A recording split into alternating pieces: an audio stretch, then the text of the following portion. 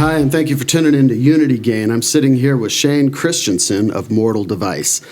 And Shane, you have a record about ready to drop this Thursday, is that right? Friday. Or actually. Friday, yeah, okay. Friday. Yeah, what's the title? This is the third record? Yeah, this is the third EP, and it was creatively entitled Chapter 3. to go along with the first EP called Chapter 1 and the second EP, which, there's a theme. So there is a theme that runs through the... No, it's not like it's... It's not a concept? No, it's just we just decided, let's just do it this way. Because the original idea was that we were going to do the 3 EPs because, honestly, most people don't listen to albums in their entirety anymore anyways, because that's just the music buying public now. Yeah. They don't listen to, I can't imagine what it would be like for me to listen to like Operation Mindcrime and just pick out this song and that song and that song and lose the experience. Right. But it is our model now. You're absolutely right. And I'm even guilty of that in some sense because, I drive around in the car with a USB stick. Mm-hmm. And absolutely. I don't want to sit and go through the stuff, so it just sits and it comes on random, and I listen to what I listen to. And occasionally, a song will come on and be like, I'm listening to that record. You know what I mean? Like whether it be The Wall or Mindcrime or something like that you got to hear in its entirety, Yeah. But even then, sometimes, I'll have Eyes of the Stranger will come on, I'll listen to it, and then I'm just on to the next thing. Right. And so the initial idea, and it may happen again at some point, I don't know. We may revisit the idea. But the idea was that we were going to, we did our first cover, and we were like, okay, we're going to do 3 EPs. Chapter 1, Chapter 2, Chapter 3. And the initial idea was we were going to make the covers exactly the same, except each cover's background would be a different color. Like the first background was kind of orangish, then the second one would be blue or green or whatever. And then the idea is we were going to put them all together into a single album form. And I think we had kind of talked about calling it Compendium 1. And it would be that central thing, and then the background would be split between the 3 colors of the 3 EPs. That was the original intent. Yeah. And just as we went along, it was EPs, we're talking what, like 5 songs? 3 to 5. Okay. Yeah, so this recording project has been going on for about 3 or 4 years?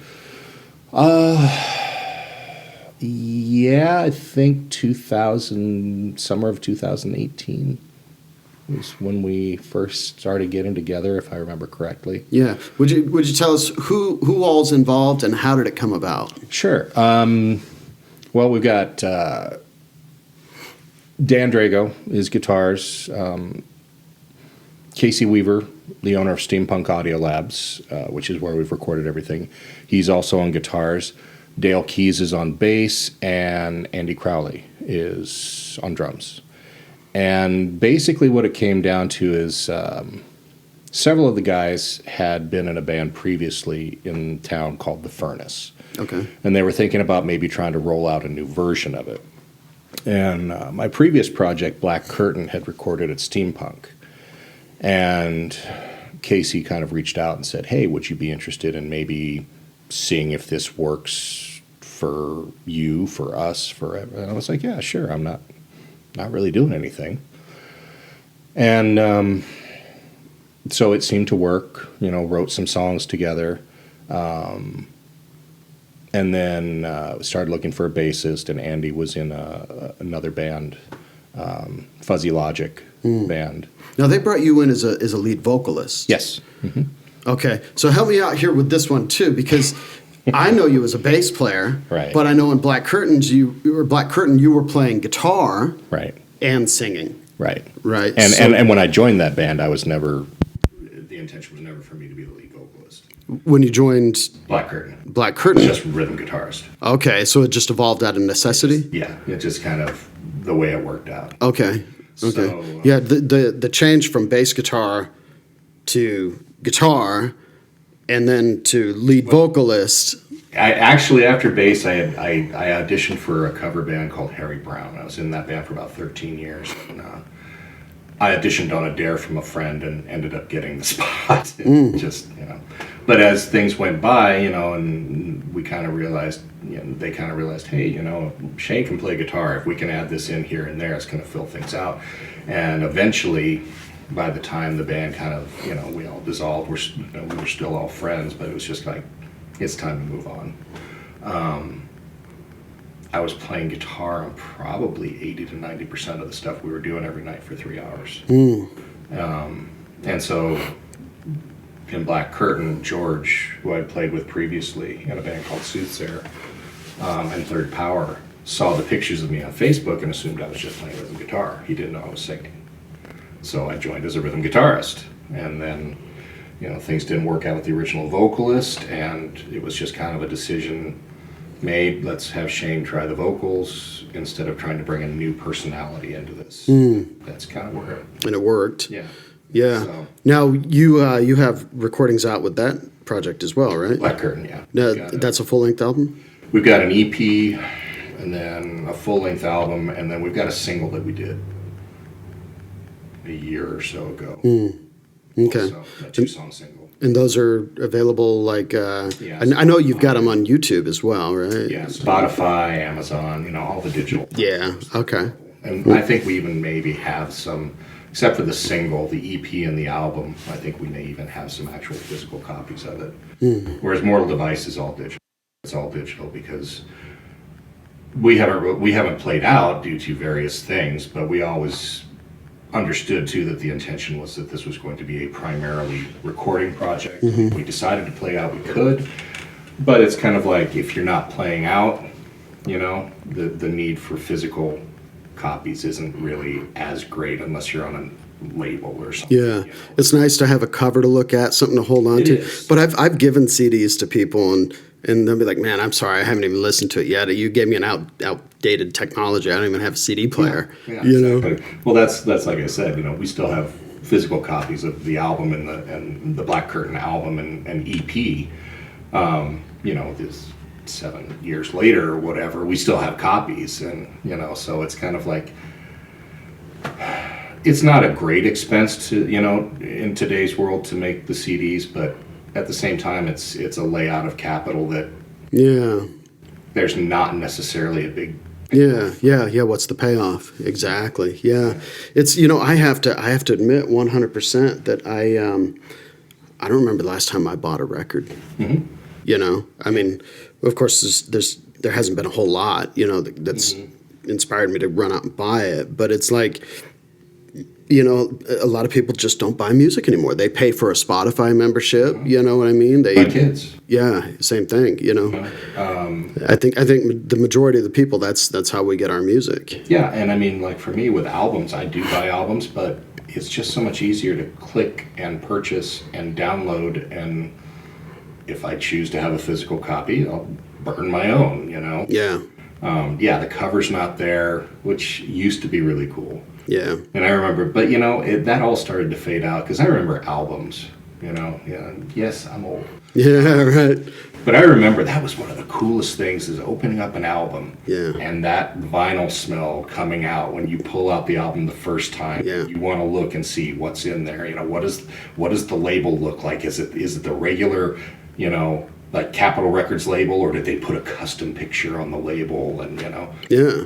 Or to read the liner notes, I mean, to read the lyrics as you're listening to the record, look at the cover art, I mean. And then if you saw it was a gatefold sleeve, you're like, oh, yeah. what's it look like? It was a golden age. Yeah. It really was. Really It's cool. I'm real nostalgic for it, for sure, Yeah. But I mean, a lot of that has been replaced by the internet, because you can get all that stuff now and see it. Yeah, I'm guilty of falling into the convenience factor. Yeah, it is. It's very inconvenient to sit down and listen to a record. Yep. It's something you have to set your mind to do. I mean, I've got a huge DVD collection, right? Blu-rays, DVDs, all that stuff, and I'll spend $3.99 on Amazon to stream it rather than get off my lazy ass and go look for the thing. You know what I haven't mean? gotten there yet. Yeah. So, but I mean, the other day was one of the first times where it's like I paid $5.99 to stream a movie instead of going out and paying $16 to actually buy it and own it and watch it whenever I want. yeah.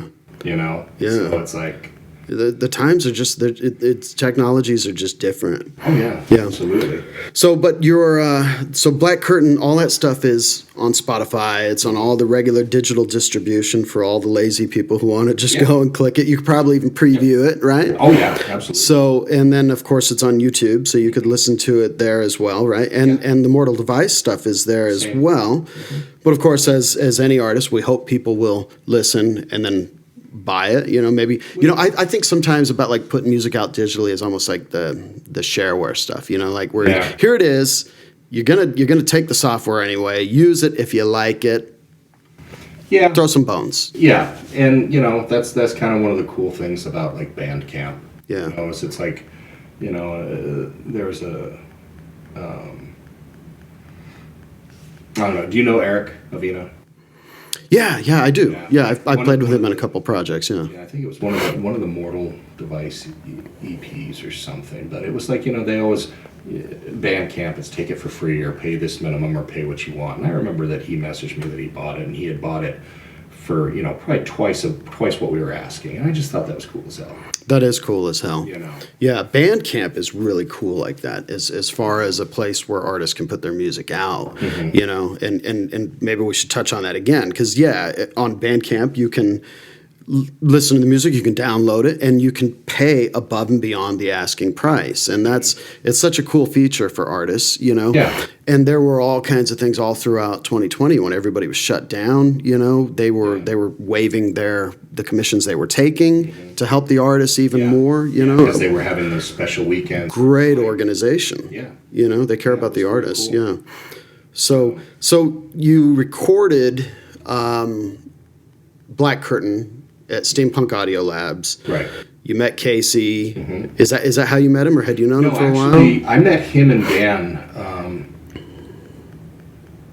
Ironically, here's a connection that we have. Because we go back when you were in Gadzooks and I was in Shock Treatment. Yeah, 91, 90, 89, 90? I don't know, 20 decades ago. Yeah, a long time ago. Back before cell phones. Oh my God, that's actually true. Yeah. It was. Yeah.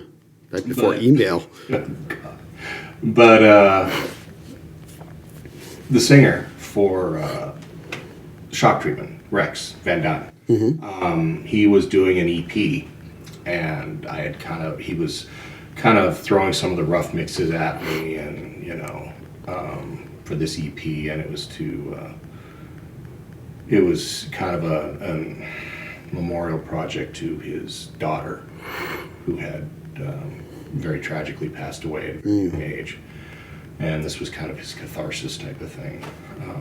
This is Stereo Rex. This is Stereo Rex. Yes. Okay. That's what it became, was Stereo Rex. It originally, I think, was just going to be Rex doing this thing, and it morphed into Stereo Rex. But he was sending me some of the rough mixes, and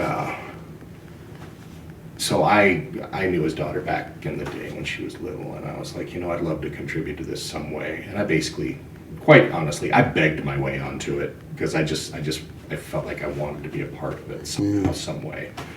And so he was recording it with Casey and Dan, and they were, helping write some of the music. They were doing a lot of the instrumentation, and that's how I first met Casey. And with no disrespect to anybody, it was the first studio experience I had ever had where I felt it was a positive experience. There was none of the, do what you want, man. You're paying me by the hour type of thing. Right. And I liked that. And then, I kind of got in contact with Casey, and he's still doing it. Steampunk Audio Labs, honestly, you can't. And I'm not trying to disparage anybody in the Valley, but I've got a personal preference. He charges by the project. Oh, okay. It's not by the hour. It's not. It's good sounding stuff too. Yeah, I've heard some of the stuff that comes out of there. Yeah. But It's everything you would expect. It's got all the And his rates, I would honestly compare against anybody in the Valley, because he doesn't. It's not his living. He does this to try and help bands get their stuff. Yeah, it's kind of a passion project. It right? is. Yeah, It absolutely is. So they had put together this new project. Then they brought you in as the lead vocalist. Are you playing any instruments at this point? No. So just straight lead vocal lead vocals on this one. In Mortal Device. Okay. And it's the first original project I've ever been in where I haven't done any kind of instrumentation. What's the writing process like? Is it a collaborative thing, or does somebody show up for? It's collaborative. Basically, what it comes down to is, generally speaking, Casey or Dan comes in with either a riff, or they have, this is the progression I'm seeing, type of thing, and then everything kind of gets massaged together. And after it's kind of got the feel, I start coming up with I'll start working through it and hearing vocal melodies, and then once I get a feel, like an emotional feel to it, then I'll start writing lyrics about Are you the primary lyricist? Yeah. Very cool. I like some of the subject matter that happens there too. I remember there was a song, I think it was off the second EP. I might have been. It was something about greed or whatever. Oh, Cult of Greed. That was off the first one. Is that off the first? Yeah. Okay. Yeah. So I really like the subject matter of the stuff I've heard. You mentioned a theme, of course, like with the album titles and potentially with the album art and that kind of stuff. But do you find yourself kind of finding themes within the lyrics? Well, ironically, the weird thing about it is that when I was with Black Curtain, I wrote primarily about kind of, socio-political type of stuff, empowerment, self-empowerment type of stuff. I've always shied away, whenever I've written lyrics, away from like personal interactions or relationship type of stuff. Yeah. And I got into this one, and the music just to me spoke of, this is not going. I can't speak about sticking it to the man with this one. The music doesn't speak to me in that way, and so this one actually has stuff about relationships. Real personal. Yeah, and it's awkward for me because I'm not comfortable. I get it. Putting that out there. I get it. At the same time, the music is kind of telling me this is what it needs to be about. Yeah. I'm not one of those people that can, here I wrote a poem, somebody brings in music, okay, I'm going to slap this down over it. Yeah, I can't do that. Yeah. So you never really expressed yourself lyrically in a personal way until this music kind of hit the right nerve. Exactly. Yeah, absolutely. Yeah. Because we've got, there's songs on there about, breakups, and then, there's kind of the whole, stick it to you after a relationship is over kind of thing. But then there's also ones about the second EP. There's one called Time that's basically about the realization that a relationship is over and it would be easier to try and fix it, but it wouldn't be right, and we're both going to be okay even though it's over. Yeah, given time. Yeah, exactly. Yeah. Okay. Which I never thought I would ever write anything like that. Right. Because that's just not, and there's got to be some personal basis in it, or it comes off as just sounding insincere. Yeah. So, yeah, there's a piece of me and a piece of my life in there somewhere. Yeah. And, like I said, we never performed it live, so maybe, I don't know, maybe that awkwardness will come back if I ever have to, perform it in front of people and go, oh, crap. Yeah. Singing about stuff. When you realize, this is what I'm saying. Yeah. Yeah. But I still got some of my socio-political stuff in there with, Cult of Greed. Yeah. And that stuff's super important right now. Oh, yeah. Always. Yeah. It's weird. Like, me personally, I've kind of shied away from writing about, personal things, and, socio-political slant is really what I take in just about everything. Yeah. You know what I mean? And it's and that's not an easy thing to write about either.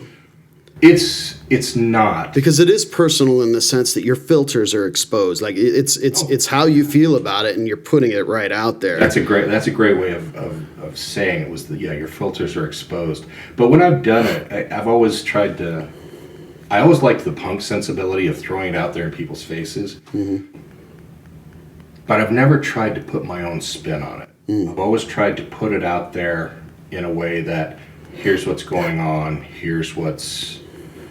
present the information, let people digest it as they will. Mm-hmm. Type of thing. Yeah, without explanation. Right. Yeah, exactly. Take it for what it is, yeah. Yeah, so Cult of Greed, if you, for example, obviously there's a certain spin on it. I wouldn't be talking about our culture as a cult of greed if there wasn't a particular spin on it. But it's also taken from the aspect of this is somebody who's trying to sell you on this whole thing. So there's a narrative behind it. It's not just spitting stuff out.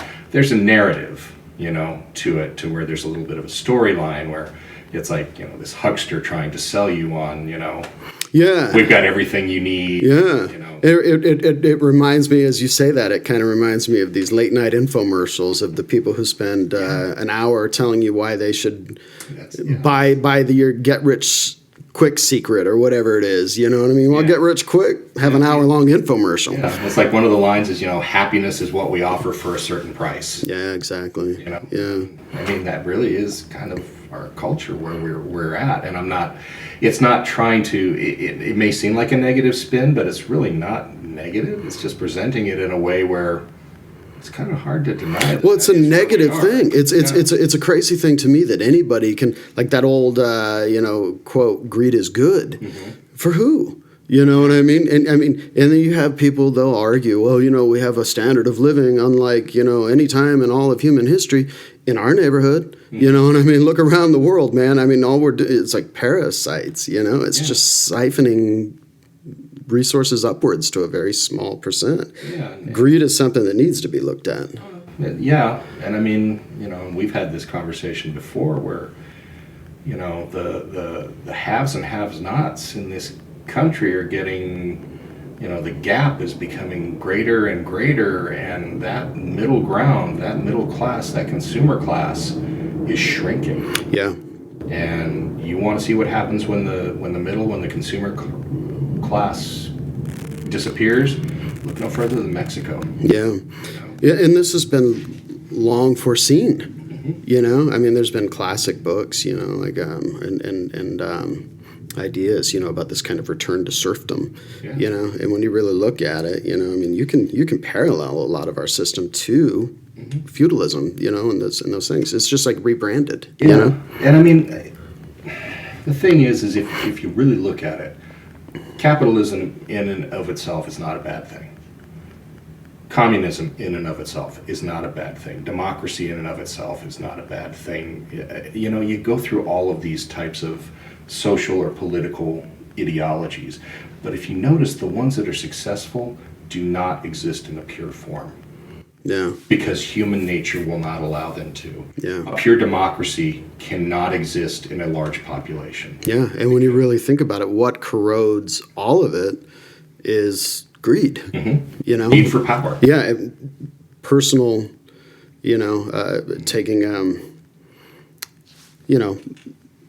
taking more for yourself. It's a strange disease we humans have. It's monetary, whether it's stature, social stature. Yeah. Somebody always wants to rise to the top. And so in democracy, communism, socialism, capitalism, none of them are necessarily bad in their pure form, but it's been proven time and time again that in their pure form, it doesn't work in large populations or for long. Yeah. Well, every civilization collapses, right? Mm-hmm. I mean, you look, what is history but an examination of collapsed civilizations, And the funny thing is if you start to look at them as they collapse, they're fading more towards a pure version of whatever their primary political ideology is, and that's when this collapse starts to happen. Yeah.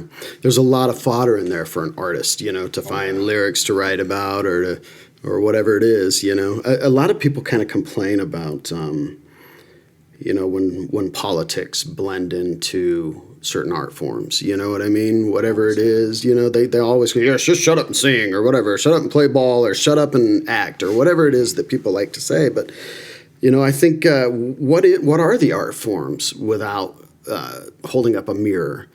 Oh, absolutely. To what it is, to our cultures, I mean, they are the mirrors. And I know certainly, for me, like putting on, Pink Floyd's Animals or whatever. The first time I really listened to that and understood what was going on at that young age of mine, it blew my mind. It does. It affects the way we think about things. It gives us like the pig balloon. Yeah, I just love Pink Floyd. I know you differ on that. You're not a big fan of Pink Floyd, are you? Pink Floyd, but I respect them. Yeah. But there is a political nature to so much of the art that we love. I mean, look at the Beatles or whatever it is. I mean, what would music have been if it wasn't for taking some kind of political stance in the 60s? What would our culture be today without that? Absolutely. I mean, any real type of art. I mean, if you go back through the ages, like you said, it's a mirror on society. I mean, you can go back to. Look at the Antigone. Where you start to see this collapse of social and political stuff coming back on itself. I mean, you go all the way back to that. Where the Greeks were holding up this mirror and saying, this is what our society could be if we don't watch what we're doing. Yeah. Thing, Yeah, the writing's on the wall. You can see where it's going. Yeah. But it is what it is. I appreciate that type of art, but I also appreciate music that does have a personal kind of sense too, like when you were talking about, whether it be a breakup or whether, you're in love and you want to write a song about it, I used to always that song here, that kind of thing. But how many times have I felt myself feeling like I'm falling in love and I go right to those kind of songs? You know what I mean? And because they reflect that feeling, they help express that feeling. And so there's so much. I've never had a problem with them. Listening to them, I enjoy them. But again, writing them, turning the mirror on society is one thing. Turning the mirror on me. Yeah. Overexposed. Yeah. That filter's like wide open. Yeah. It's a vulnerable place. Yeah. You might as well be a big bruised apple. You know what I mean? It's like I recently wrote, I guess you would call a love song or whatever. I never put it out. I just gave it as a gift. Here it is. But it's like, it's one of these things. It's too much to open that up for me. You know what I mean? It's real easy for me to rail against the government or rail against corruption or whatever it is. You know what I mean? But it's like on the Black Curtain album, we put a song on there that we didn't intend to. It was a song that we had written about a friend of mine that passed away. And it's kind of a reflection on the last few hours that I spent with him, which was about 3 hours before he passed away. He's a cancer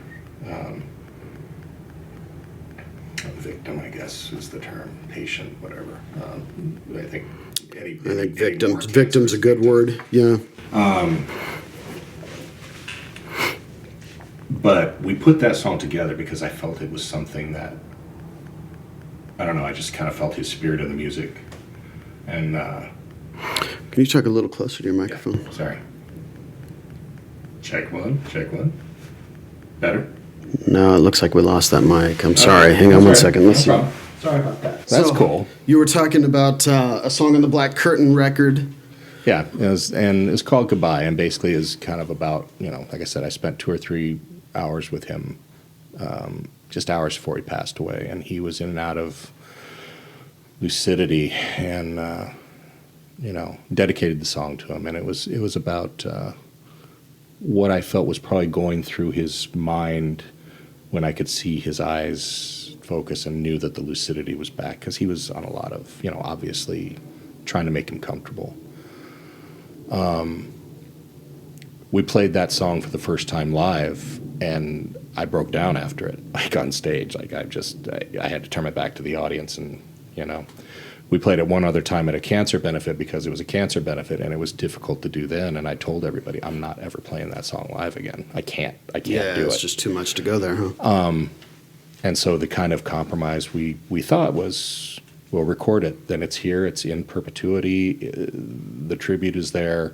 It's a great song. We don't want to lose the song, but I don't ever have to play it again live. Yeah, so that's the great thing about the recorded media as an art form, you know, or being able to record the song. I mean, when you really think about it, you know, of all the records that have been written by our favorite artists, how many of those songs actually have ever been performed live? That's true. And some of them are just so overdubbed and put together and difficult to play that it's like, you know, it's one of those songs where you can tell that there was no intention to ever play it live. It was a studio song. Yeah, exactly.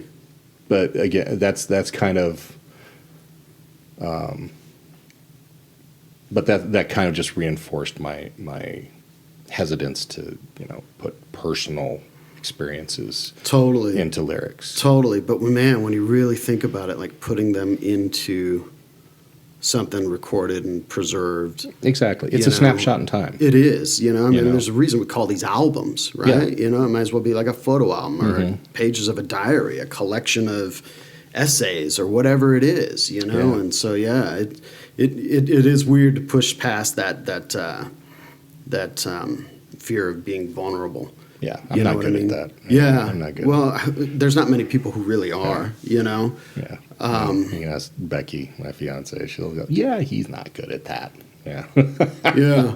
Well, so you prefer to thrash it out, though, right? Oh, I mean, I as I get older, I find that, you know, my that's where my roots are. You know, that's where my roots are. But I found that I don't listen to and I don't create that kind of music as much anymore because it's funny, as soon as I became a responsible adult, suddenly my rage and anger at everything around me got very tempered with, hey, I need to survive. And so the rage took a back seat. Yeah. And so now it's like if I let that rage out, it almost becomes like this negative where it was once a catharsis. Yeah.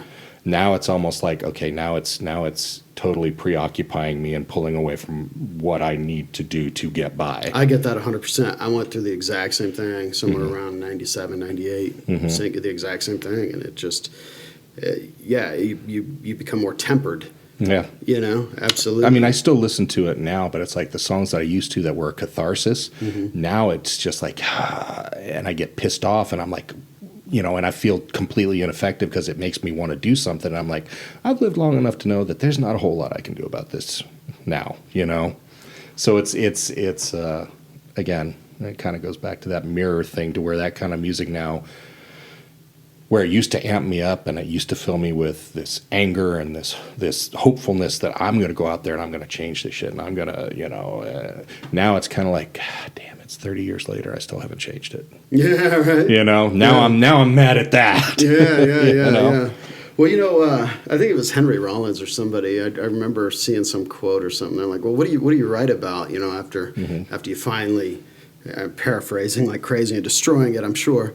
But he basically was like, what do you do? Write about contentment? You know, I mean, how do you write about contentment, you know, and play this kind of music, you know? Yeah, that's true. It's very true. Yeah. And, you know, I think that's where the whole socio-political lyrics come in. You can put those out there. They don't have to be negative. They can be more like, hey, I see an issue.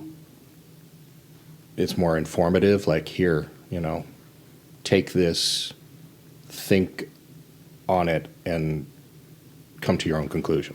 Yeah, exactly. I mean, how many people really even understand what lyrics are saying until the third or fourth or fifth listen? True.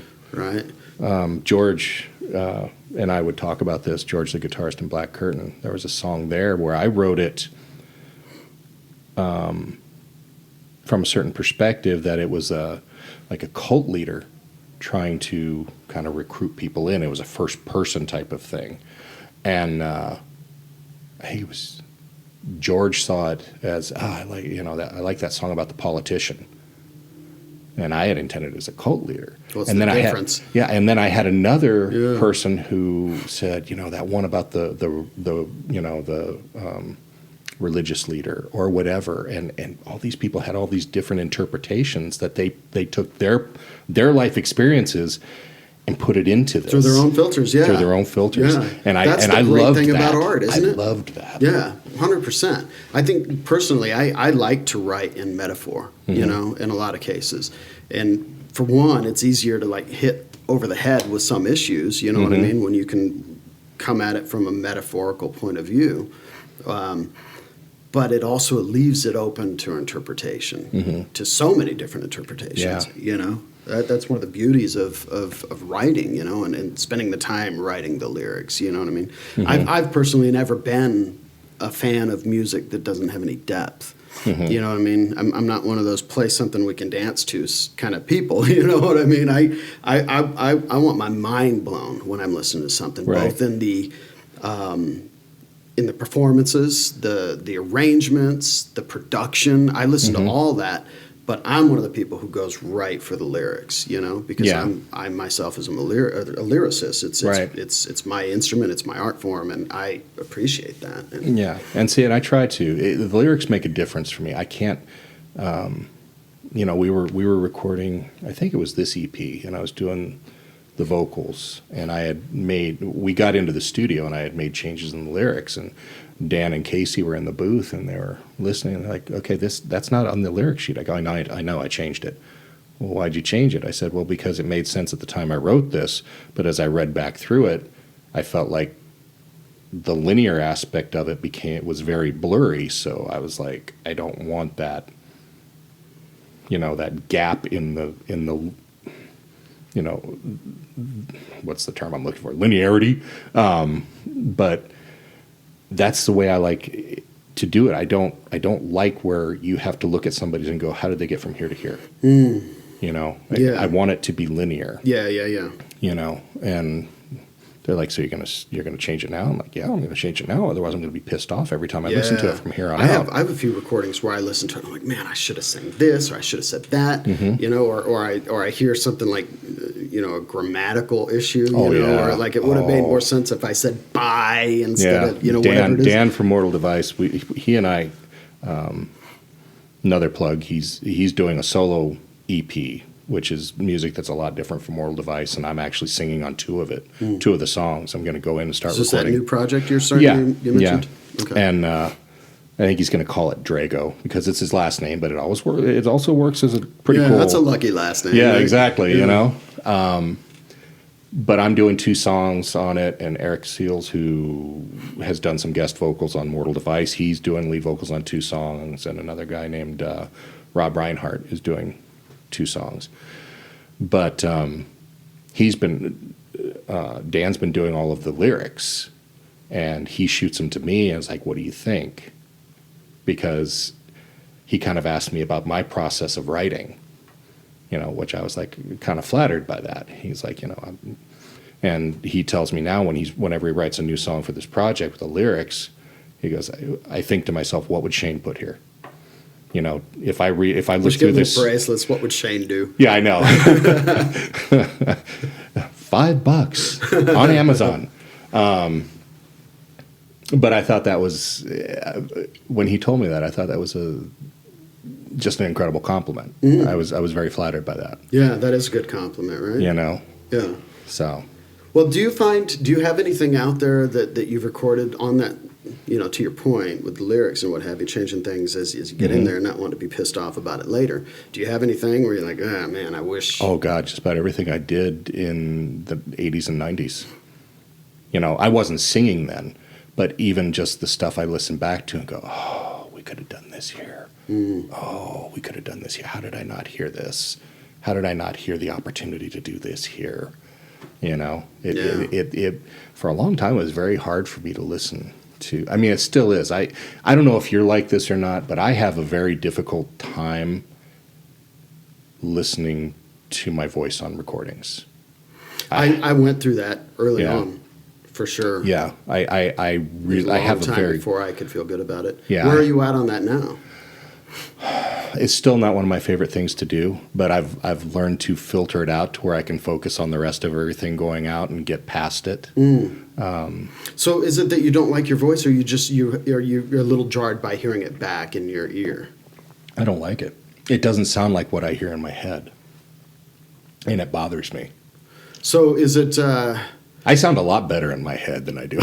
Really? Yeah. Well, you sound great on tape, man. So you know, yeah. When I hear myself recordings, I sound incredibly nasally compared to what I hear within my head. Okay. And it bothers me immensely. You know, that's something I think a lot of people don't really understand, is that when they hear a singer's voice, they're hearing what is projecting outside of the skull, whereas the singer has an internal resonance that could be affected by altitude or sinus issues or whatever it is. That internal resonance inside the head is very different. That's why so many people, I think, when they hear their voice for the first time on a recording, especially a pristine audio recording, they hear it back for the first time, and it's jarring. You know? It is. It's not what we've been hearing our whole lives. And especially even like this, when I listen back to it, this is going to come back when I hear it in my voice is a much higher timbre in reality than it is what I hear in my head. But with a really bottom end resonance. See, and I don't hear that when I hear the recordings, because what I hear in my head is my voice is just like almost rumble type of thing, which sounds really weird to say, but I mean, if we're going to talk about it, you know, it's the most accurate description I can give. Yeah. Well, do you in terms of being a singer, being a lead singer, this is new to you. I mean, a lot of, let's go back to when we met. Yeah. I mean, you were playing regularly in Soothsayer. You were part of the Arizona metal scene, which is a scene that doesn't really get talked about a lot. I mean, we understand the glam of the Sunset Strip. We understand the thrash metal that evolved outside or in the Bay Area or whatever. Right. But we had some thrash metal bands every bit on par with what we consider to be the greats. And of course, we've had Flotsam and Jetsam. We've had Sacred Reich. You were in Soothsayer at the time. And so all that stuff was this fertile ground. Yeah, right? absolutely. And a lot of it, ended up spawning some cool stuff too. Like, my singer in Soothsayer, his little brother, Damon, went on to be in N17. And he was hugely influenced by Soothsayer. And they took that sort of thrash metal aggression and added it to that industrial metal type of ministry that kind of prototype, typical, and went that way. And now he's like completely different because he's in Hogjaw, which is a very southern infused rock band. Yeah, a lot of diversity there, right? Yeah, changing. Check. Yeah, I'm on. Okay, but yeah, he's incredibly talented. That whole band, Hogjaw. I don't know if you're familiar with him, but I'm not. I'm familiar with the name, but I haven't really had an opportunity to get out and see what's happening these days. I find myself just working all the time, going from like working all week to playing Friday, Saturday to resting on Sunday, and then starting all over again. And I just never really know what's happening. I'm playing almost every weekend. You know? So.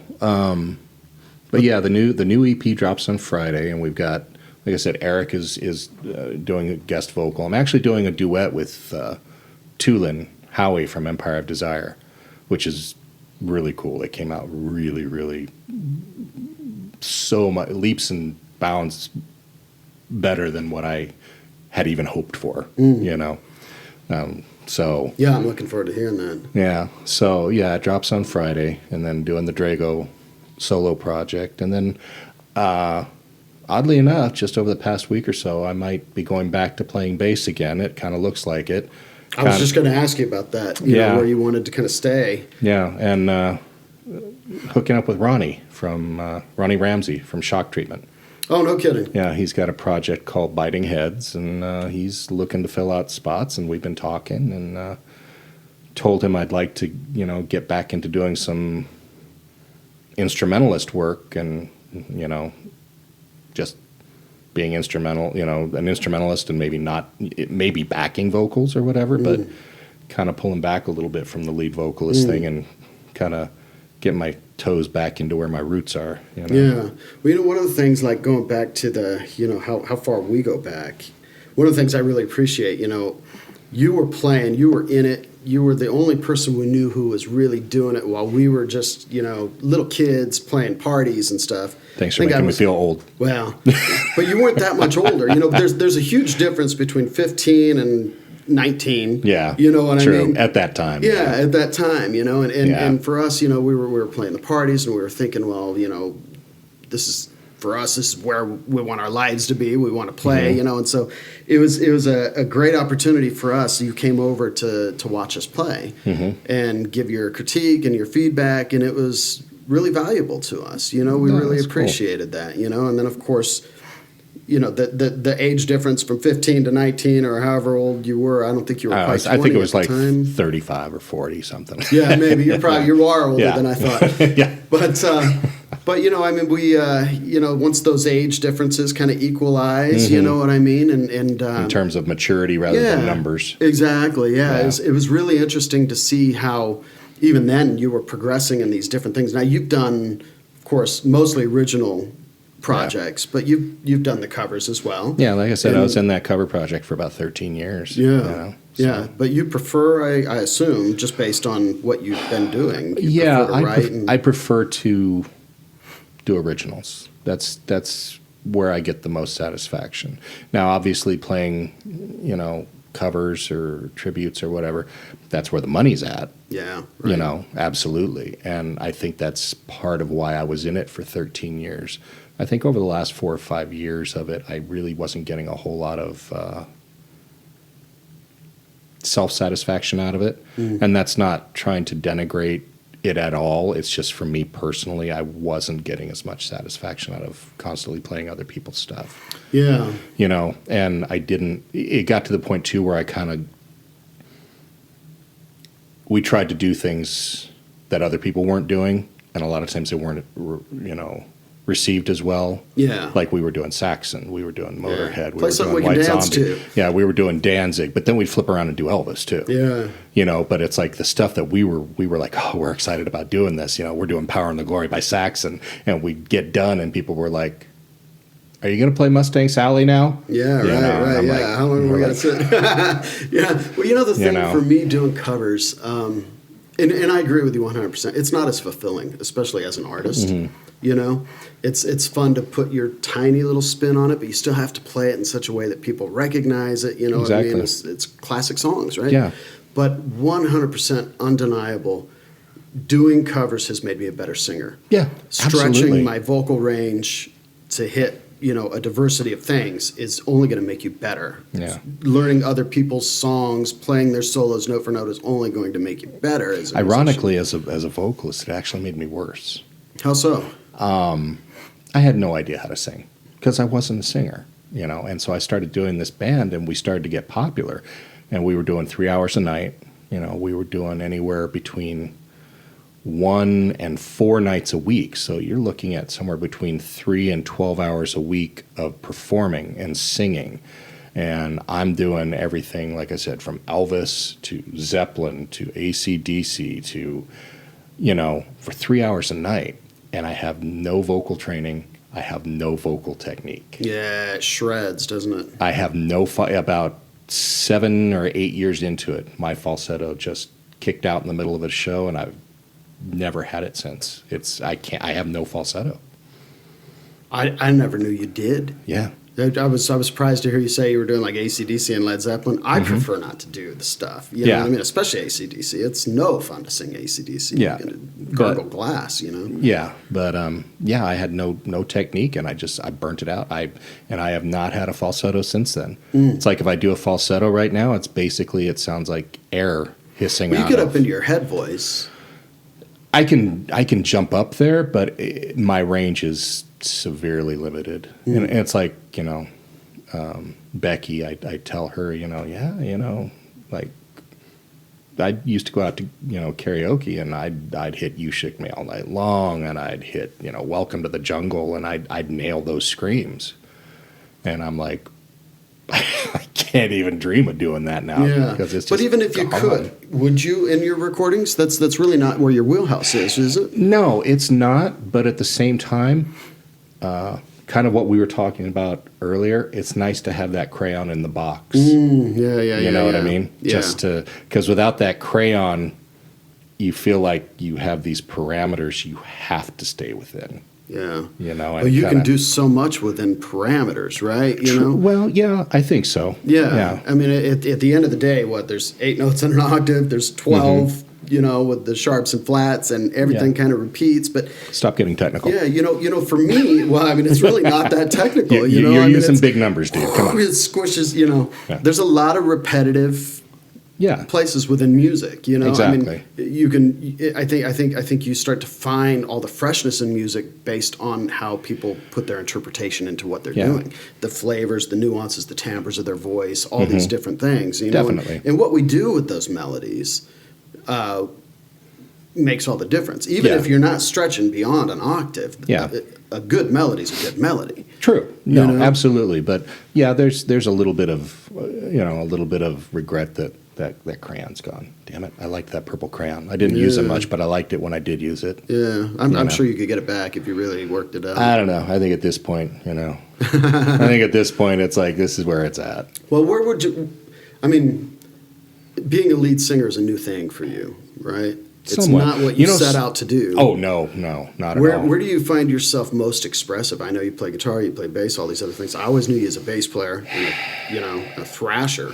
I think that because I've been doing vocals for so long, I mean, it probably is my easiest expression. I don't play guitar and bass as much as I used to, and I kind of regret that. But I think that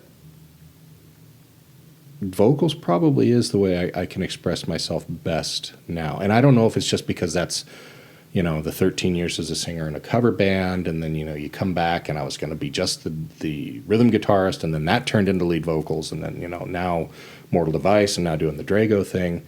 I don't know if it's just a byproduct of this is what I've done for so long. But I'd say at this point, definitely it is probably my most comfortable form of expression now, Yeah. You've been talking about getting back on stage, right? Talking about performing live again. Possibly. How would you feel singing without a guitar in your hands? See, and now we actually talked about this in Mortal Device, that maybe if we do this, it's still a big if, we're not sure. I might be able to, put on a guitar and, hide behind it a little bit. Yeah, it's weird. It's weird for me, even having been doing this since I was like 14, 15 years old. It's just, what do I do with my hands? Yeah. I mean? And the thing is in Harry Brown for the first, like I said, 6 or 7 years, I was just the singer. So I kind of got used to it then. But then once I strapped on that guitar, it became so much more comfortable, because now I was taking what I had been doing and putting it combining it with my comfort zone. So yeah, that's something, I don't know. We'll see what happens if it ever comes around. Right? There's a lot of great venues right now to play in. The new stage at the 44 looks amazing. I haven't seen the stage in person yet. I played there just before they built it. Yeah, and what's funny is my son and I were actually watching one of the Suns game on a Sunday morning. We went over there to watch the Suns game, and we didn't know that they were starting on the stage that morning. And so they were literally starting on the stage while we were watching the Suns game. You're hanging out, and you hear the saws and the hammers. Yeah, and they didn't get that far while we were there, but they were mapping everything out. They were tearing everything down. They were doing the ceiling, They did a good job. It's got to be the best stage going right now. I think so, yeah, from what I've seen. And all I've seen is the videos. Yeah. Actually, my son and I are talking about maybe watching the Suns game up there tonight and just hanging out and kind of looking at things. But, because he's got a band going too, and, I'm like, you ought to look into getting booked there, see what you can do, Yeah. So, we touched earlier, just in casual conversation before we hit the record button, we talked earlier about... we did? I don't know. The kind of I wouldn't call them the perils, but I would call them the frustrating aspects of the industry itself, whether it be trying to put out a recording, or whether it be performing, dealing with promoters, selling tickets, doing the whole thing, like the way things are. It's a different kind of age. I mean, like you and I both, I mean, I'm sure everybody can relate if they really think about it, before the internet, before the cell phones, before the emails, before computers were on everybody's desk, making flyers with handwritten, hand-drawn flyers and copying them at the... for 5 cents a piece and handing them out for someone to throw away. Exactly. It's like, you might as well just said, here's a dime. Keep it. Because I know that this is wasted. It's always been difficult to get people to come to the show.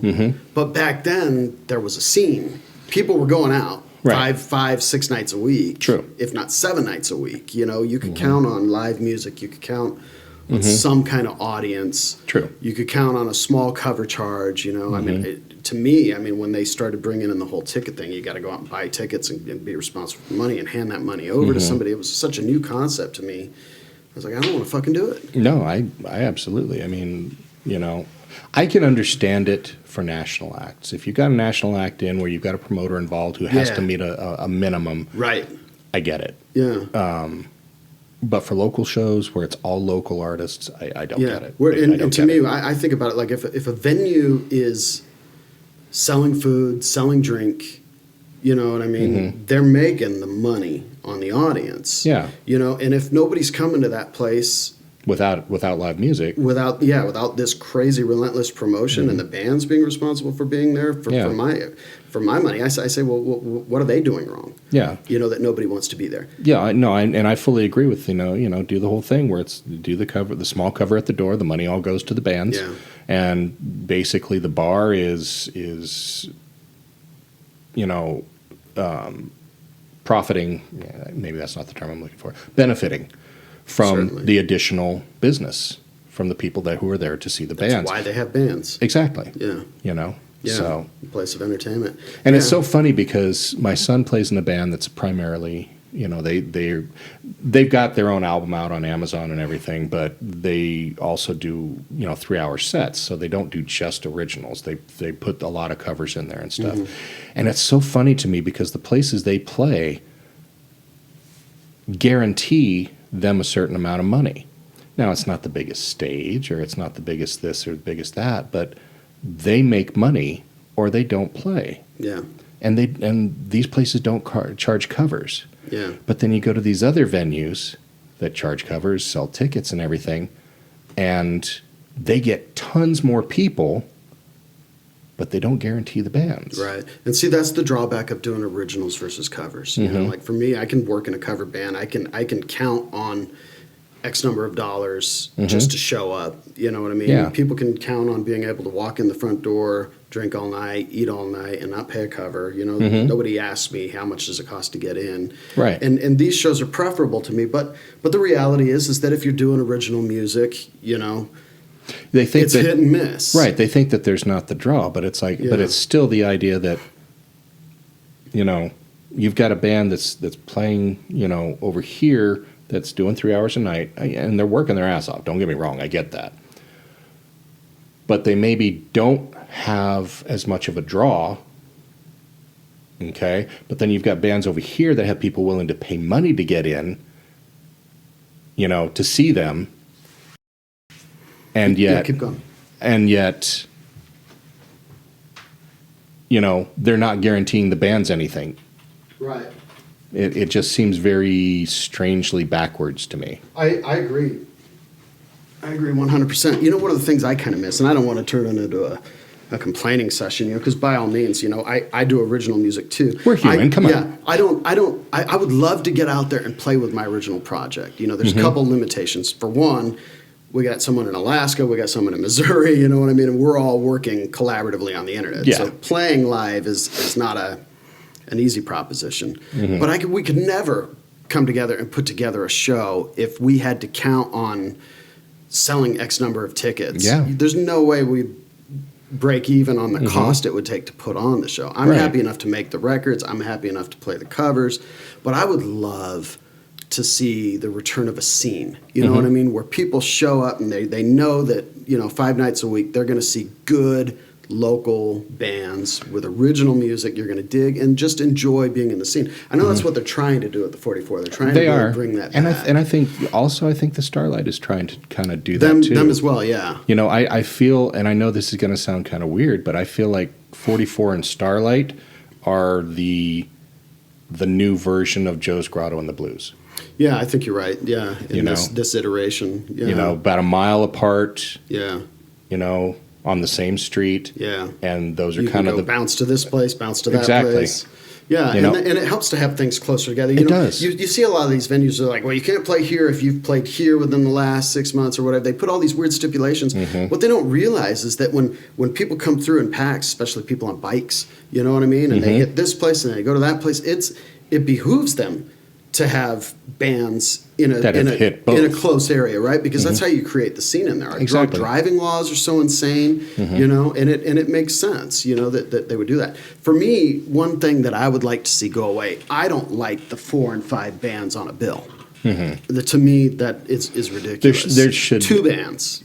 Maybe 3. 3 I can see. 3 to me makes sense because, you know, you go 9 to 10, 10:30 to 11:30, and then 12 to 1. Because most people don't get out and see, especially if you're talking original music, they're not going to get out to see a band before 9 o'clock.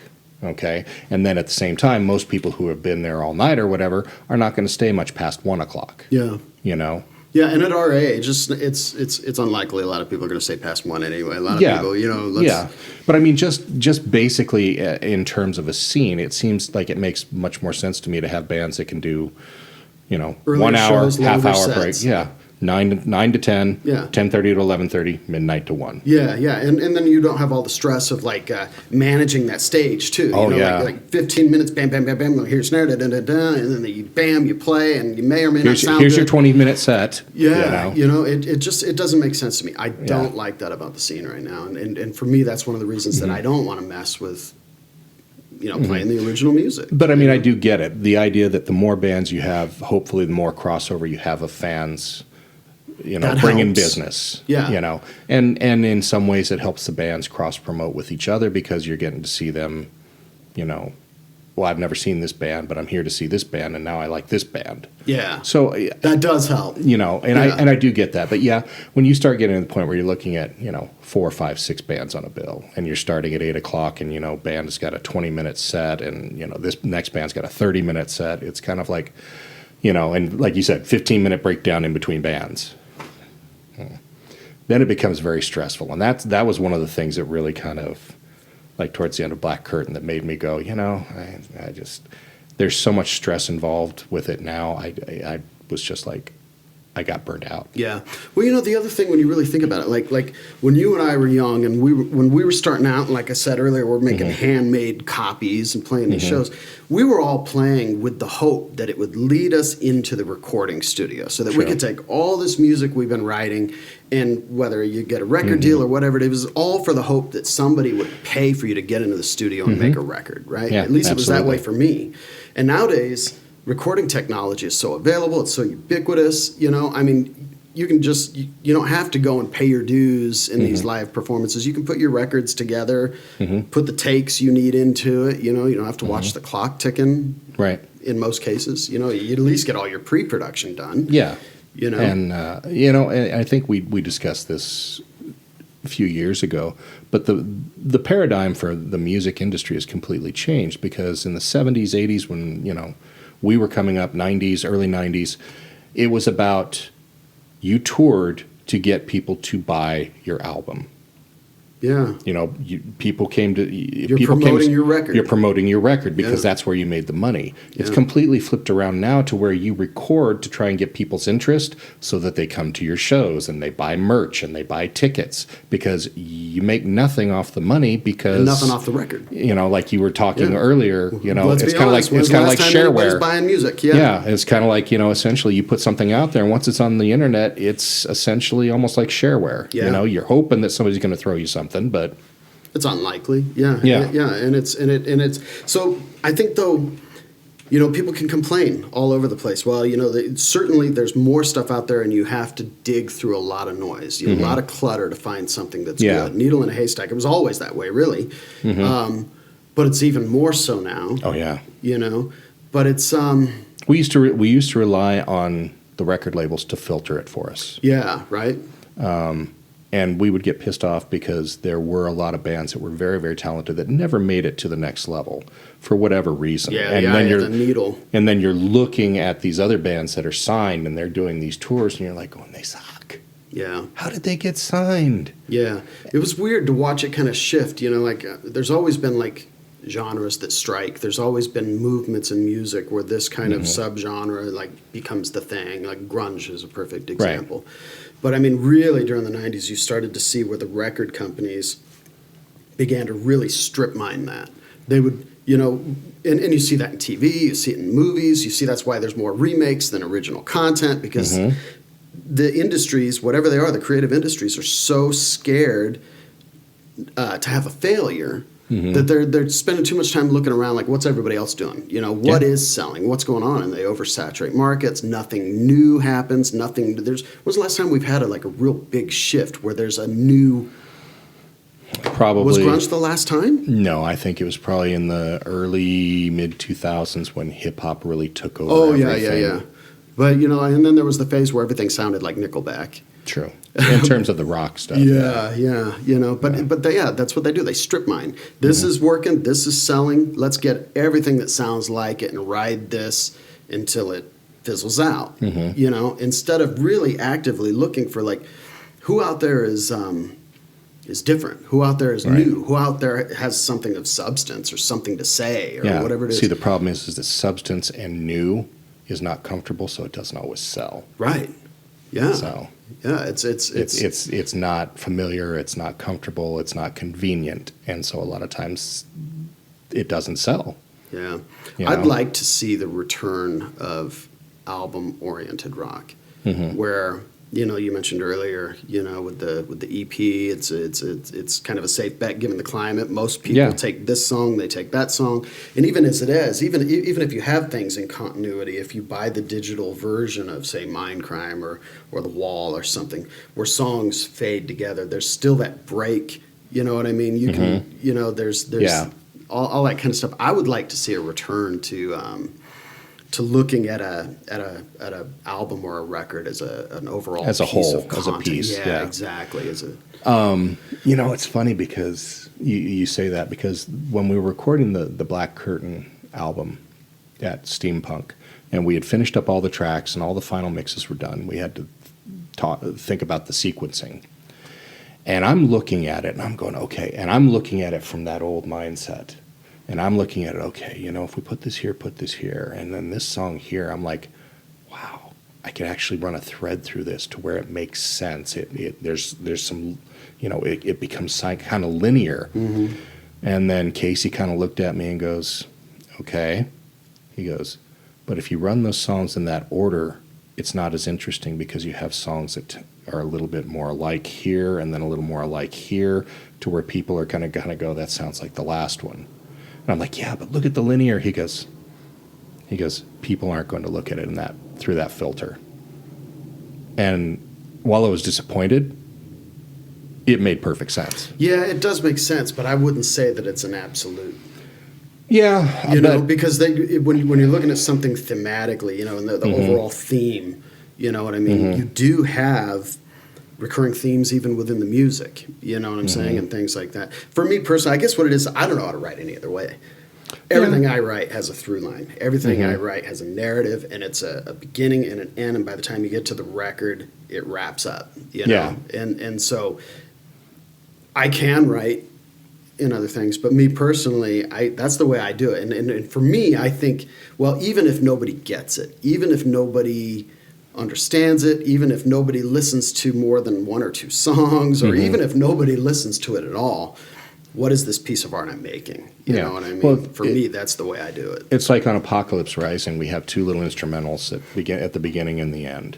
And one of them was supposed to be just an intro to one of the songs. And the other one was something I heard my son playing one day. And I'm like, hey, we need to put that on the album. It's completely different than everything else, but let's make it a little instrumental type of thing. And, you know, one of them was very foreboding, and one of them was very kind of acoustic-y sounding. And I'm like, okay, the album, we had already come up with the idea, Apocalypse Rising is the name of the album. And I'm like, let's take this one that is the instrumental that George does, and we'll call that Apocalypse, and it'll be track one, because it's kind of foreboding. Now let's take this kind of bright, airy one. We'll tail the album out with that, and we'll call that Rising, because it's kind of uplifting. And I'm like, and now we got the bookend, Apocalypse and Rising. You know, so we've got the album title. Yeah. But it's also, you know, and that's the kind of stuff that I got excited about. And I, you know. And it helps drive the creative process, too. Right. But I'm sure that other people look at it and go, oh, I never noticed that. Yeah. You know? Yeah. Hey, Well, I yeah, get at the it. end of the Okay. day, you know, it's all about like, you know, what kind of art do you want to make? You know what I mean? I guess if we spent all that kind of time thinking about how the viewer is going to interpret it or receive it, you know what I mean? You'd never get anything done. Right. And It certainly wouldn't be a reflection of who we are as individuals and artists, you know, by that time, if we're just writing it based on what we think people are going to get out of it. Yeah, but I remember I was so excited by that idea. Oh, we're going to have Apocalypse and Rising, and the album's Apocalypse Rising, and we're bookending it with instrumentals that fit the words and at the same time, you know, it's like after a while I was like, I don't think anybody got it. Yeah. I don't think anybody got it. And maybe they don't. Maybe they don't. Maybe they won't. Maybe one day they will. You know what I mean? For me, I think one of the magic things about like that, when you get inspired by something, when you get that idea, when you make a connection, and all of a sudden you're like, all right. For me, like once you understand how the album begins and how the album ends, it's easy to write the middle. You know what I mean? It's like. And I guess even if it doesn't have a conceptual through line, to understand kind of like this is where we're beginning, this is where we're ending, you know what I mean? It still helps trigger the ideas that fill out all the spaces in between, all those, you know, I don't know if anybody really understands, you know, like when you take on a writing project, there's a lot of unknown, you know what I mean? It's like you have to conjure that stuff from somewhere. Yeah. Well, it's kind of like, you know, we've got the 3 EPs for Mortal Device, you know, Chapter 1, Chapter 2, Chapter 3. And originally it was just going to be one album. But we kind of looked at it, and when we first started the band, we agreed, we're going to write what we want. We don't care if it fits into this little box of, okay, the other 5 songs we have are like this, and this isn't going to fit it. We don't care. We're too old to care about that. We just want to put out the music we like, that we're enjoying, that we're creating. And then when we decided to not do an album, then it became, well, what if we group the like songs on each EP so that each EP has a different feel from each other. And so it's like Chapter 1 is kind of more, you see the classic metal and the sort of maybe more grunge type of stuff influences coming through. Chapter 2 is just kind of a mishmash to where we've got a song that's kind of very classic metal sounding. We got one that's more uplifting pop. We've got like almost a country tinged ballad. And then we got a ZZ Top cover. You know, and then this one is by far the heaviest, most aggressive of all of them.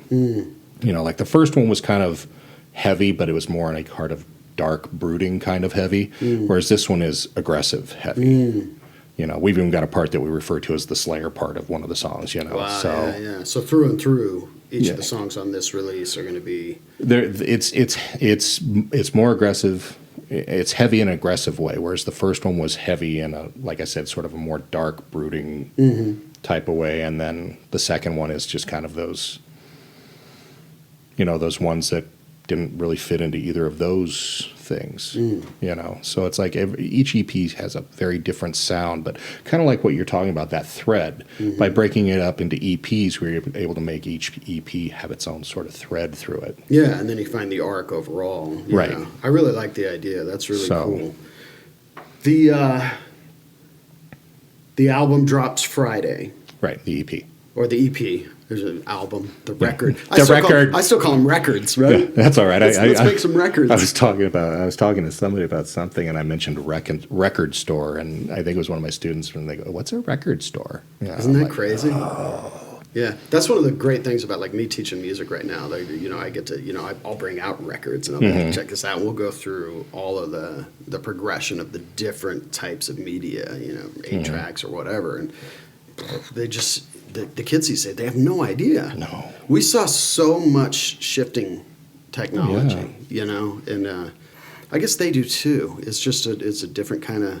Yeah, I think for us, we saw the beginning of the exponential growth of technology. Yeah. And it's still exponential, but now the bar has been raised so high that a lot of those leaps aren't as sort of blatantly obvious. Yeah, right. You know, as the shift from record to CD, from CD to MP3, from MP3 to streaming. Yeah. Those are very obvious, blatant shifts. Yeah. You know, big time shifts. Yeah. Whereas a lot of the technology that we have now, it's like, okay, so we go from a flip phone to a smartphone. We go from a smartphone to, you know, whatever. you know, and it's like it's still relatively on the same level. It's just a natural progression upward. Whereas nobody would have sat there and said going from a record to a CD is a natural progression and going from a CD to MP3 is a natural. They're not necessarily that sort of blatantly obvious linear progression. It's new formats. It's completely new formatting. So yeah, it's so strange, you know, when you look at 50 years of perfecting the recording process to make it sound as authentic and as pristine as possible, to capture a performance or a moment as exactly as you hear it in that moment, to taking all that technology, all that know-how, and then crushing it into a MP3. And so now what are we doing? We're going back to vinyl. Right. The trend is going back to vinyl now. Yeah, yeah. And then there's the argument about whether or not it's better. I don't know. I mean, at some point, it's like, I don't know how much my ears can really get. You know what I mean? Yeah, but I remember hearing a CD for the first time, you know, not like a CD that was something that was originally recorded with the intention of being on vinyl, but a CD that was recorded with the intention of this is going to be a CD. Yeah. And hearing that for the first time compared to the vinyl that I had been used to, and just going, the vibrancy of the sound, and you know, and it's like it's funny, a friend of mine sent me some stuff, and he sent me Music from the Elder by Kiss, which I have never been a fan of. That's their concept album, right? Right. I've never been a fan of it. I thought they overreached whatever. You know, had it on vinyl, you know, the day it came out. Never been a fan of it. But he sent me in a FLAC lossless format, to where I could hear everything, and I heard so much that I had never heard in the previous 30 years of listening to that album. And now I just listen to it in that format, because every time I listen to it, I hear other stuff that I didn't hear before. Yeah, that's my favorite thing about listening to a record. Yeah, like these little pieces, like, oh, I didn't hear that little, you know, that little chime thing there before, or the strings. I didn't hear that string arrangement before. I couldn't hear that on the vinyl version. Really? So even actual instrumentation. Yeah. You know, I mean, I like digging in and like analyzing a record and like hearing, you know, that real subtle delay, the real subtle slapback delay on the vocal, or the, you know, just the atmosphere that in the texture that certain effects create. You know, I mean, it's the stuff you don't hear on the first listen or the third or fourth listen sometimes. You know? Unless it's designed to be in your face. Right. But all that kind of stuff, I just love listening to a record. And hearing all those new little things that you missed. But then you sat there and you think to yourself, somebody took the time to sit down and say, this is what I want to do with this. Yeah, I'm panning this here. I'm putting this here. You know, there's so much thought goes into a record. I wish the average listener listened to records the way people who make them listen to them. Sometimes I do, but then, you know, I'll like, one of the things that very different between Becky and I that I've noticed, that, you know, she loves music. She's a live music nut. She loves live music. It doesn't matter. Live music, I want to be there. But the thing is we listen to music so much differently. I hear it, and a lot of times it's hard for me to appreciate a song, because my first listen through, I'm listening to the construction, I'm listening to the performance, I'm listening to, you know, this arrangement piece, I'm listening to all of this, and I'm picking it apart in my brain without really enjoying it first. And, you know, and I'm sure it's annoying to her, because I'm sure there are a lot of points. She knows that I'm like this now, obviously, but when we first started seeing each other, I'm sure that to her it was kind of like, can't you just enjoy the music for being music? But that explains the musician who stands in the back of the place with his arms folded, analyzing it, because that's what we do. Yeah, we break down. Like, even when I go to big I'm never out in the pit. Yeah. Never. I'm in the back taking it all in. Right. You know? And it's... Yeah, because I listen to it, I'm analyzing it. Way different levels. Yeah, I'm analyzing it, I'm picking it apart in my brain, going, okay, why do you think somebody decided to put that snare hit there, and why did they put that reverse gate on it instead of just leaving it as, you know? That's the thing. I wonder. And then I listen to Saint Anger, and I just want to kill myself. Yeah, you know? I wonder if it's like this for you. Like, I tend to work on a record. Like, we've been working on this record that we're working on right now. We're rolling on about 2 years now. And we still don't know when it's going to come out. You know, we're still stacking stuff on it all the time. You know, and by the time it's done, I'm probably never going to want to listen to it again. You know what No, I mean? I thoroughly get that. Yeah. You know? It's kind of like, I was actually thinking about this on the way over because I knew we were going to be talking about chapter 3. And I'm like, I can honestly say that I think this is the best EP that we've put out. But a part of me is like, is it really the best, or is it just the one that you are not completely done with because you had to listen to it so many times in the mixing stages and the recording? And I haven't moved on from it yet, So does that make it the best, or is it truly the best? Right. One of the things I wish I could get is the experience of hearing it for the first time with fresh ears. Like, I wish I could create, because we're building these records, we artists, right? As we're through our own filters, we're building what we want to listen to, but we miss out on the opportunity to listen to it. You make the record you want to listen to, and you never get the opportunity to hear it for the first time. True. That's very true. I never thought about that. That would be really cool to be able to experience somebody who likes your music, experience them hearing it for the first time. Yeah. That would be pretty cool. Like, when I was, 10 or 11 years old and Love Gun by Kiss came out, and that feeling when I first heard the and that, I would love to be able to, if somebody ever felt that way about my music, to be able to feel it through them hearing it and for to the truly first time. understand it. What they're going through. At that level, even more so than them telling you about it. You don't get it. Exactly. Yeah, it's one of these like visceral experiences, It's funny, you mentioned Kiss a lot, right? Yeah, well, that's me. If Dan was here, it would be Ozzy. Yeah, I know. Well, you poo-pooed on my Pink Floyd. Oh God, here we go. But the thing about Kiss, like, I have to say 100%, I don't know that I would be a musician today if not for Kiss. I don't know that I would have thought, as a kid, that's what I want to do. I mean, I know certainly for Iron Maiden, I was like, that's what I'm doing. I heard Peace of Mind for the first time. Like, I saw my whole future. Yeah. But I had already seen my future in listening to Kiss and the nostalgia of Kiss. But at some point, I look back on Kiss.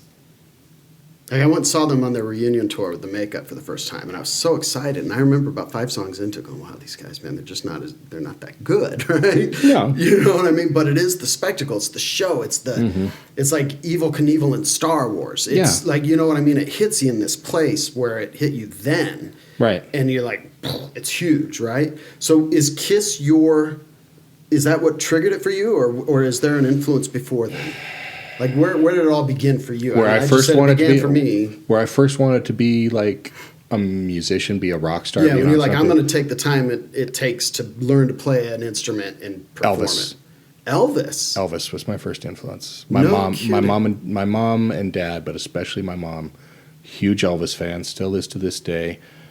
She had like 70 or 80 albums, and probably 60 of them were Elvis albums. And it's cool that you didn't reject it as being the music of your parents. I think I was too young at the time to really, see it as that. What it was. I just took it for what it was. It was the music that I heard around constantly, and that's, I probably would have never started singing at all if it wasn't for Elvis, because that's where I started singing. Was trying to sing with Elvis. Yeah. It's undeniable. If you were to think like, what would the history of the world, much less the history of music, what would it be without Elvis? What would it be without the Beatles? What would it be without Kiss? Little Richard. Yeah. Chuck Berry. Yeah, exactly. Those even those initial those elements primeval of sort of rock influences. I still love Little Richard. That dude just never. He never got, I felt, the credit he deserved. A lot of people give Chuck Berry a lot of credit, and deservedly so. Yeah. But even before Chuck Berry, Little Richard, man, that guy just... And that showmanship. Oh, yeah. He was the whole package, because he's an incredible pianist, too. Yeah. And his voice Yeah. There's been so many good voices, throughout the entire history of rock and roll or music in general. I look at like the sweet spot though for vocals. For me, I always come back to like the mid 70s.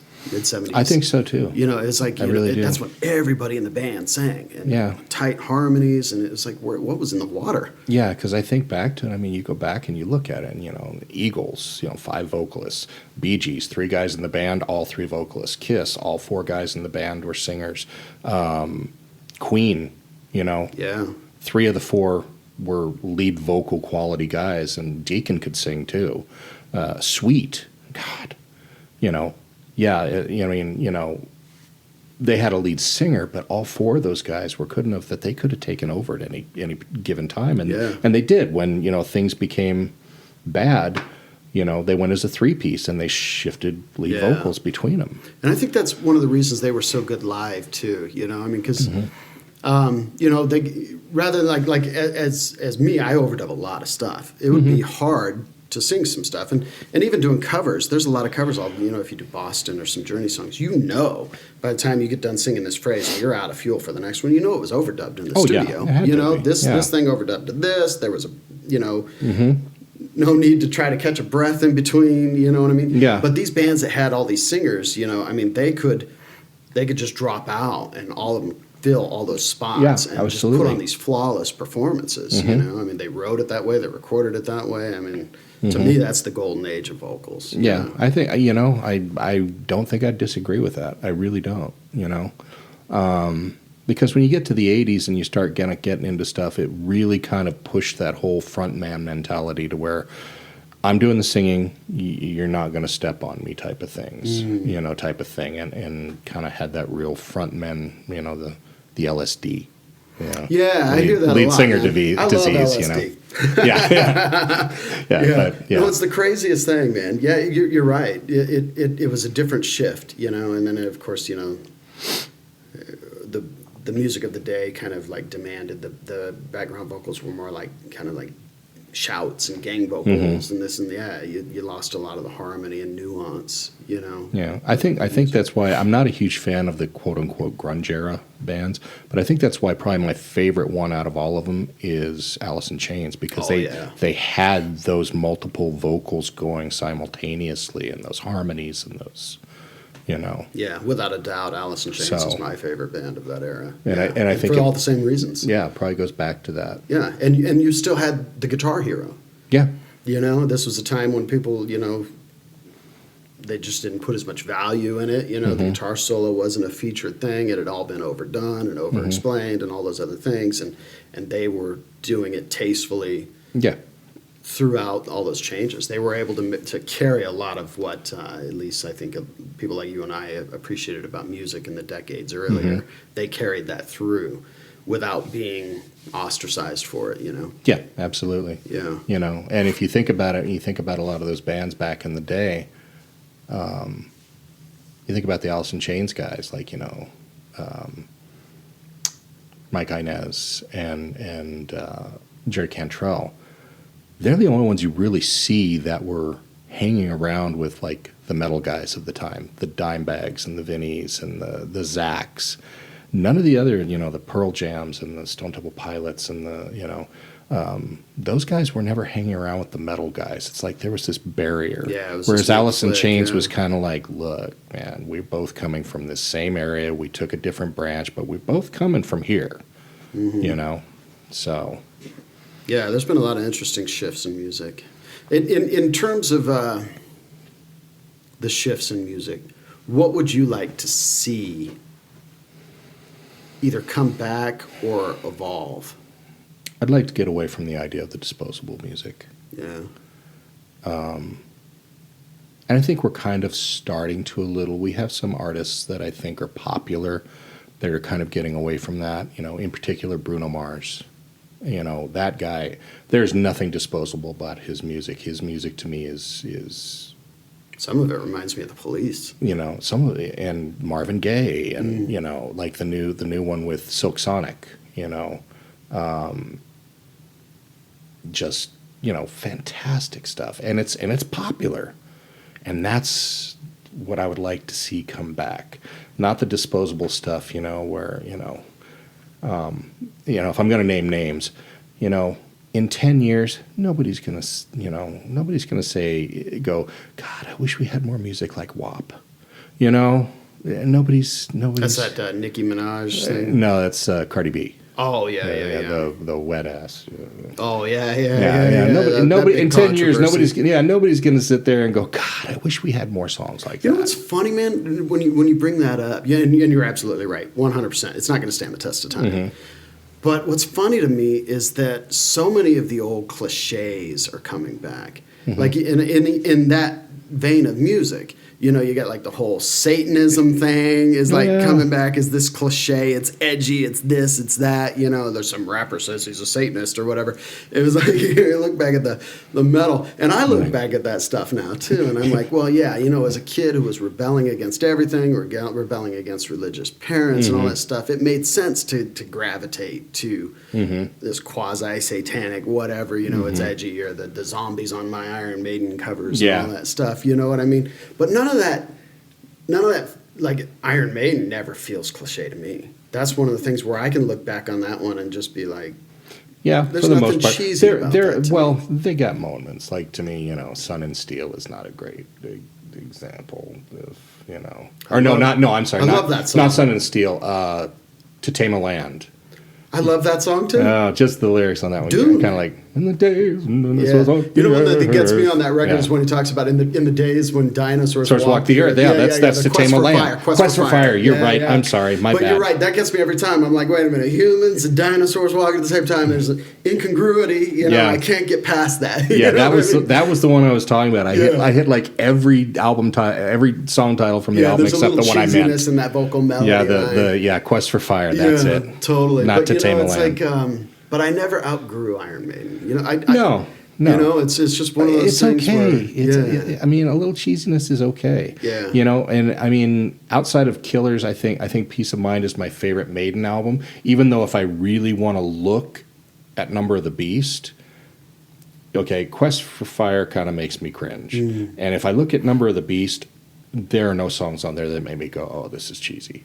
Yeah, every song on Number of the Beast. Even though is I awesome. prefer I don't like the production of Number of the Beast. It's a little muted. Yeah. I agree. I'm looking for a good remaster of that one. But for me, like when I listen to Peace of Mind, everything's just It's bright. So much It's bright vibrant. Yeah, airiness. I and agree. That mix. And that might be moment where Eagles Dare, that drum fill. I mean, that's the moment. Like I said, that's my future. That's a great point because I never kind of thought about that. The idea that if I really look at it, I don't feel like there's any real weak spots on Number of the Beast yet. I prefer Peace of Mind.